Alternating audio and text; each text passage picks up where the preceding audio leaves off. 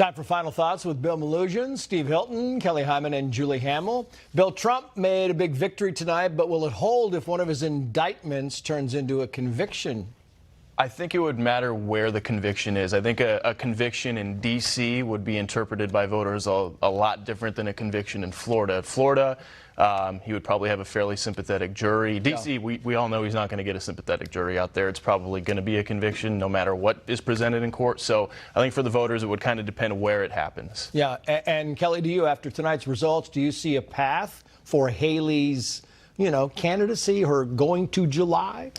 They say if there's a will, there's a way, but it's going to be a really rough road that she's going to have to go through. If there was one state that you could say, okay, she's going to win or she stands a chance or let's all put our money here, but she's 30-something points behind in a lot of places. Steve, you've got a little something closer to home than New Hampshire you'd like to talk my about? home state of California, our home state, Trace and Bill. Julie, yeah, we're all Californians here. And except for she's Florida. No, we can sort of keep her out of this. Look, as many people in California know, I've been going around the state. I'm focusing, getting back into what I used to do, working on policy. Used to do that in the British government, and I'm working on the biggest issue in many ways in California. It's the #1 issue driving people out of the state, our housing crisis. We have the highest housing costs in the country, the lowest home ownership. A big part of that is the abuse of our environmental laws. So I've got a statewide ballot initiative I'm trying to get qualified.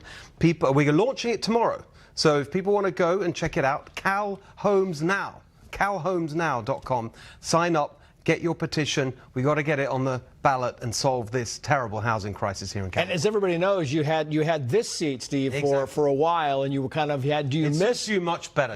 Do you miss kind of being here? And I know you chose politics. You wanted to go and make some, help the state and do better. I'm loving both, actually. I love being here with you. It's a nice treat to have the easy job of just responding to your brilliant questions. But I have to say, I'm really enjoying getting into going around this incredible state, meeting people, understanding what the issues are, and really trying to make a difference. I like the pin. There you are. Look at that.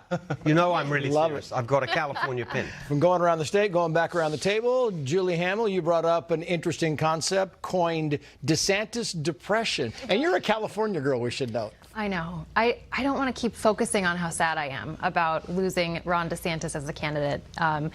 I think he is brilliant on policy, and I think America is facing a constitutional crisis in a number of ways, and he's the only candidate that understands that. And I think him leaving the race makes me sad, and I think it's a loss for America because we don't have him up there on stage debating issues and talking about these policies.